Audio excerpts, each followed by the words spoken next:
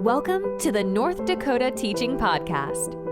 Whether you're a first-year teacher, veteran teacher, or just a mom trying to gain some new insights, you are right where you are meant to be.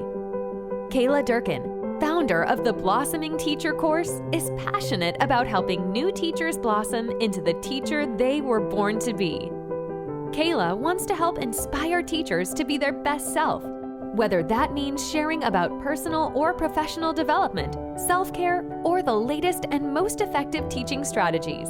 Through this podcast, you will hear from real teachers sharing their stories about teaching, all with one main goal in mind: to be able to make an impact and help other teachers blossom. And with that, here is your host, Kayla Durkin. Hi everyone, thank you so much for being here. I am so excited because today we are doing something brand new. Today is our very first episode of the First Year Teacher Support podcast series that is happening on the North Dakota Teaching podcast, and it's streaming on all platforms. You're probably catching this video on YouTube, but if you ever want to listen on the go, just head to your favorite streaming platform and you can catch it there as well. Today, to start off this series, I am recording someone who is so special to me. Her name is Meagan, and she is one of the founding members of the Blossoming Teacher course. When Meagan started this course 6 months ago, I had no idea how much I would fall in love with her. She has the most outgoing personality, and she is seriously just so fun to be around. So I can't wait to have you get to know her. Here she is, Meagan. Hi, Meagan. How are you? Hi, I'm great. How are you today? Good, thank you. I am so excited to have you here. If you don't mind, would you take a couple minutes to just tell everyone a little bit about yourself? Of course. So my name is Meagan Wilkinson. I live in Virginia, so kind of the opposite side of the country. I went to school at the University of Mary Washington, where I got my master's in elementary education, and I also got a bachelor's in mathematics. I'm teaching kindergarten. I started teaching in September for my first year, and it's been so exciting. It's been great. Oh my goodness. I honestly cannot even imagine teaching little kindergartners. When I taught at a rural school that was pre-K through 12, I would always see the little kindergartners in the hallway, and they were just little busybodies, absolutely adorable, but again, super busy. So tell me a little bit about why you love teaching kindergarten. It's like you're saying, like they are just busybodies and they are always so excited, and there's something just exciting going on all of the time for them. And so it's easy to make my day like go by, and like it's just always something on the go and something different every single day. And they make me smile literally every day by doing the simplest things, because they don't realize like some things that they're doing are just hilarious. So it's great. I have lots of quotes from the kindergartners that you just wouldn't hear from a fifth grader. So one of my favorite things that I've heard is that teachers start a little memory journal and they write down some of the cute things that their students say. Have you been doing that at all? Yes, I have a notebook I have like 2 full pages now, and we've been in school for like a month of just like, I mean, it's a small notebook, but of quotes that they've said. And some of them are just really cute, and some of them are just hilarious that you just don't want to forget. So I have that written down. So I'm sure by the end of the year, I can go back and look at it and reflect on all of the things that we've done this year from the perspective of a 5-year-old. I absolutely love that. And I think that 5 or 10 years down the road, when you pull out that notebook and you go back through and see what they had to say, you are just going to fall in love with them all over again, especially on those hard days when you're like, oh my gosh, why did I become a teacher again? Yes, exactly. I had heard that from a couple of my teachers, like growing up through high school, that like kept all the notes that they got from students and things like that. And so that's part of it. Like I want to be able to look back in like 5 years, especially like this is my first class. So I think it'll have a lot of memories, just being that it is my first group of kids. So it'll be nice to be able to look back and remember what they were saying. So definitely. I absolutely love that. So it is 2020. It's a crazy time right now. I'm pretty sure you're full-time distance learning right now, right? Yes. Yeah, completely. I was just going to say, why don't you tell us a little bit about that? Yeah. So right now we are completely virtual. So our school day is from 8:30 to 1, which is nice because it's shorter for the kids since they're on the computer pretty much all day long. And so we start off and we have a morning meeting time with the whole class and just be able to start our morning together. And then we go into guided reading groups. So I meet with 5 students at a time. And so then when they're meeting with me, we do whatever kind of activity. And then when they're by themselves, they either do like online reading and math programs, or they have independent work that I'll tell them to go, like practice write your name or things like that. And then we come back and we have a whole group reading lesson together for 20 minutes. And then we go into the other 2 guided reading groups. And then they get a break, like movement break for recess, which is good because by the middle of the day, they're pretty wiggly. And then they have lunch and we come back. And after lunch, we do a whole group math lesson for 20 minutes. And then we do the 3 guided reading or guided math groups after that. And then the end of the day, they have their resource or like specials time. So PE and art and STEAM and all those things. And then that's the end of the day. And so from 1 to 3, we have like student check-in time. So that's when I can do individual assessments or I can meet with parents. Lots of meetings during that time. It's my planning time as well, which is great because usually as an elementary teacher, you don't have a planning period.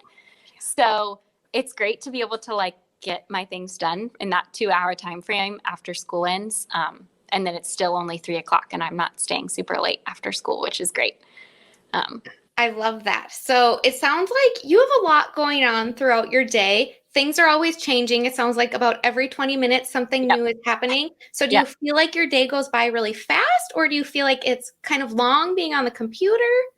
I think it's pretty quick because it is only 20 minutes. So each thing goes by really fast. And then all of a sudden you've done the whole school day.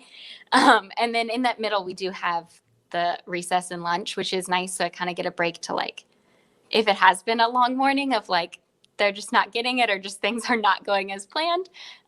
It's nice to kind of like have that time refresh and then come back. And then it goes by, especially the afternoons go by really quick. So. Oh, I absolutely bet. And I bet that planning period is so nice too. Yeah. So I do see behind you, you have some student work. How are you collecting student work since you're doing distance learning? So this is actually posters that, I can show you. Posters that I've made. So we talk about the letters. This is our alphabet wall. And so I have the students tell me things and I draw them that start with the letters. So I haven't been able to like collect work in the general sense, but I have started taking pictures of like, I'll have students hold up their whiteboards and I'll take pictures of it with my phone so that I at least have some kind of documentation of like, what did their writing look like in September? So that way at the end of the year, I have something to compare it to. Because I realized I was like, I want to, you always at the end of the year, you want to be able to go back and like check how did they progress? And I can't do that when it's virtual. So I've started taking pictures and that's how I've been documenting what they're doing. That is definitely so smart. And I think that's so important too, that you want to see how their handwriting and everything is changing.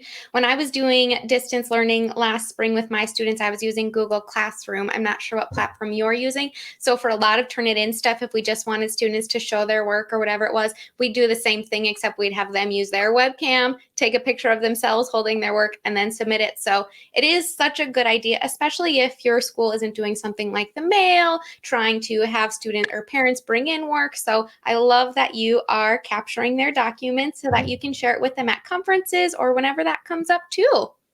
Yeah.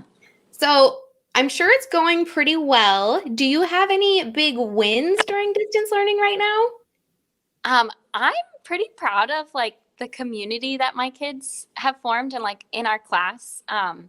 I think spending that time at the first week of school, just really getting to know kids and not doing anything academic for the first week was really important, especially being virtual. They don't really get to see like them in person. So like learning their names, like we're still some of the kids are still starting to figure out who is who in our class because it's hard when they can't even see the whole class on their screen at one time. So doing a lot of those get to know you things, I think helped a lot get our community to a good place. And it's been really great because at lunchtime I can hear them. Like I have my camera off and microphone off and stuff, but I keep the meet open. And so I can hear students will come back during their lunchtime and we'll talk to each other by themselves, like without me having to facilitate it or anything, that was really proud moment when that started happening. Just knowing that they're still making friends being virtual was super cool. I think that's really important. And I love that you said that you're having them come for lunch, like a little lunch bunch type group. So I think that's definitely going to help them when and if they get to come back to the classroom. Before we get to that, though, do you have any big struggles that you've noticed during distance learning? Yeah, so like we kind of talked about, our subjects are only 20 minutes. And so for everything. And so it's really hard to accomplish a lot when they're 5 years old. And so the first few minutes are me explaining, like, okay, these friends need to be in this group, or these friends can leave the group, and just getting settled for the first few minutes and then trying to teach something before I usually have to spend the last 5 to 7 minutes explaining what to do next because they won't be with me in a Google Meet. So trying to give those directions kind of takes up half of the time. So being able to like just get what we need to get done in 20 minutes and still keeping it like engaging, like not just lecturing to them really quick, like they need to be able to move and do different things. So that has been a struggle trying to get everything done in 20 minutes or less, but we're getting there. I can only imagine. I think that would be really hard, especially with those little busy bodies. So I remember you saying that Megan and I actually talked a little bit before this, which was nice. And she mentioned that there's been a management strategy that's been going really well for you, kind of to handle all of this. Yes. One of the very best things I have ever found were these like cutouts of the Google Meet symbols, like the mute button and the end call button. And it's great because especially as kindergartners, they need that visual. And so being able to not only say, I need you to mute yourself, I can also hold up the picture.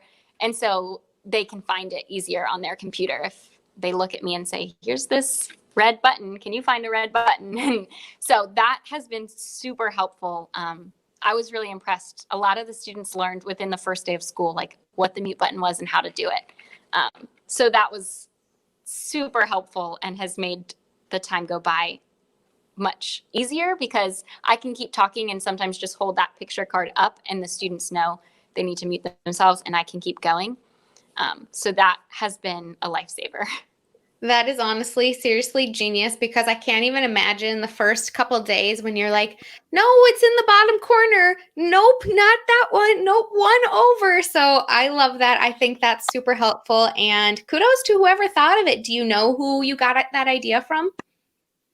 I had seen a couple people post them last spring. And then I just went searching and I found some free versions of them that were exactly the Google Meet picture because I wanted to make sure it looked exactly the same. So I'm not sure who I got this exact one from, but there's tons out there on Teachers Pay Teachers and Google that are super helpful. That's awesome. And I love that you said that you were able to find it for free as well, because as we all know, first year teachers are fresh out of college. They just paid for probably very expensive tuition the past 4 years. And now it's like, what can I do that's for free? So that's awesome too.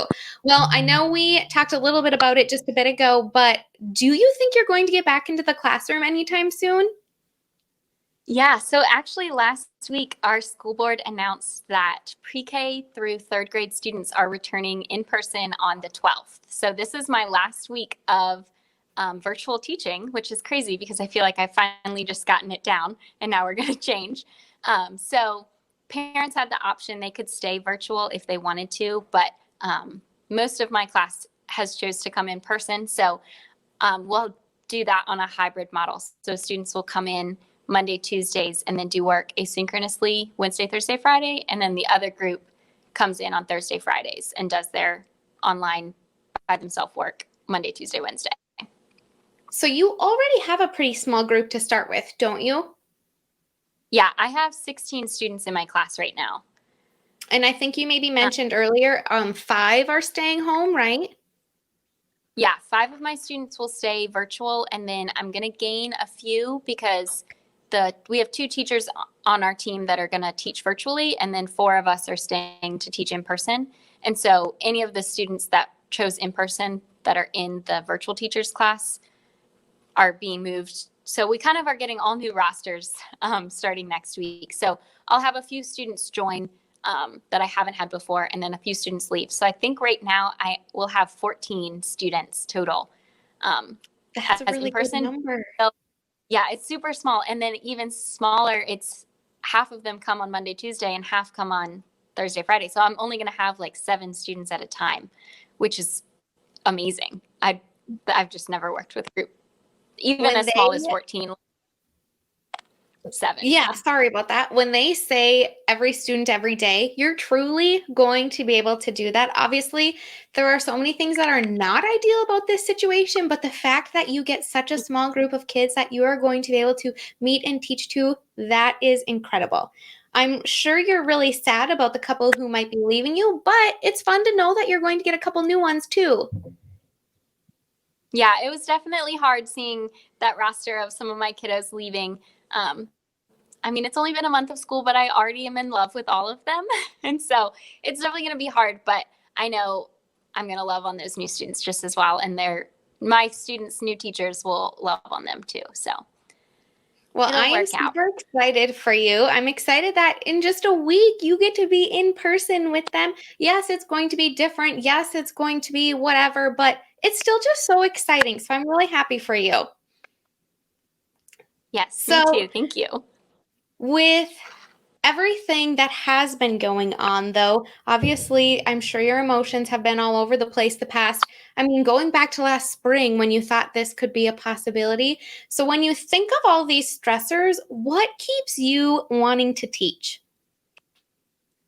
I have always wanted to teach my whole life, so that was an easy choice. But I think working with students is just my passion for sure. And so being able to work with students all day is incredible and it keeps me going. I love watching that light bulb moment, like when students finally understand something. It just makes my heart melt. So it's just super exciting to be able to watch those students and see their successes, especially in kindergarten. I feel like there's a lot of those like first times that are happening, and so it's super exciting. And I also, working in Title I schools a lot, I have seen a lot of students struggling in a lot of different aspects of their lives. And so it's nice knowing that I can be a constant in their life of every day you can come to school and we're going to do X, Y, and Z activities. And just knowing that they have that space um, is nice too. And in college, I learned about this Starfish Story. And so it's basically the gist is that this boy is walking down the beach and he's throwing starfish back into the ocean that have washed up on the sand.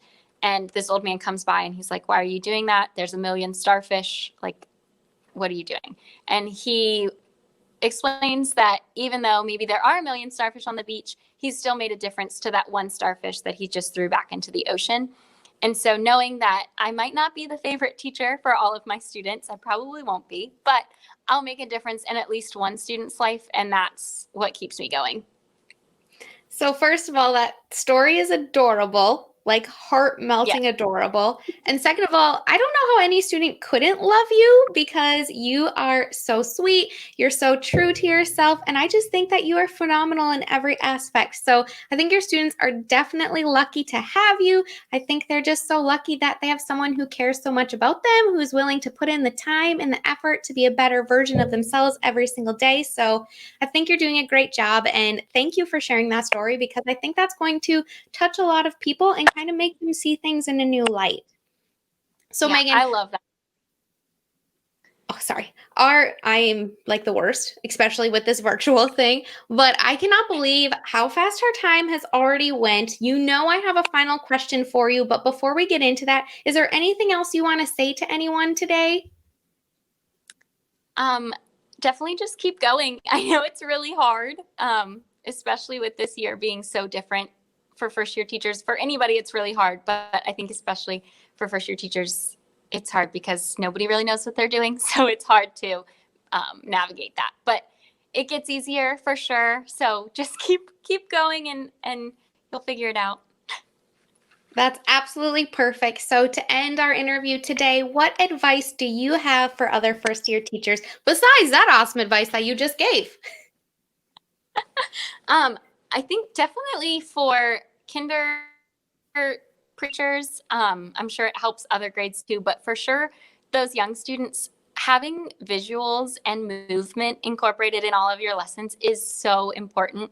Like I said, like those mute buttons, and like I have a visual to raise your hand that I can hold up, like all those kinds of things. And even just like a picture of scissors to show them that this is what we're doing right now is so important, because just hearing it doesn't always click with them. So if they can look back and see, oh yeah, I'm supposed to be doing this right now because I can see that picture, because maybe they can't read, but they can see what the picture means. So having those visuals is super important, and it's saved me so much time in my lessons. And then having movement too, like the students get so wiggly, and if you're just sitting there talking to them the whole time, like they don't really care by the end of it, like they can tune it out, and there's more exciting things going on at their house. They're going to listen to that instead. So if you're doing something with them and constantly having them move around, that definitely makes a big difference too. Like even just having students clap with you when you're counting or something simple to get them moving. And it'll help them remember things too if they have a movement to go with it. That is absolutely perfect advice, especially for those teachers who are teaching students pre-K, kindergarten, first, second, third, whatever. I mean, that's even important when you're teaching high school students. The amount of times I'd be like, okay, we're going on a field trip to the water fountain. Let's go. So just making sure that you're getting kids moving is really going to keep them engaged.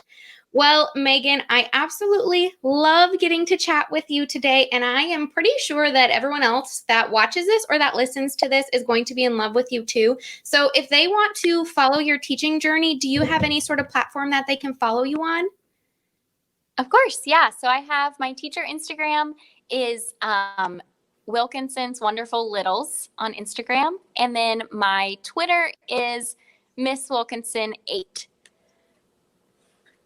That's perfect, Meagan. I know you're going to gain a ton of new followers because you are just amazing. So thank you so much for being here today. I loved every minute of it.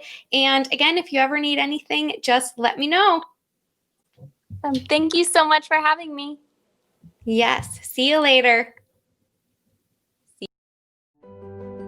Thank you so much for listening to this episode of the North Dakota Teaching Podcast. If you're enjoying the show, please feel free to rate, subscribe, and leave a review wherever you listen to your podcasts. We really appreciate that effort. Be sure to tune in to the next episode for more teaching tips to make an impact. Until next time.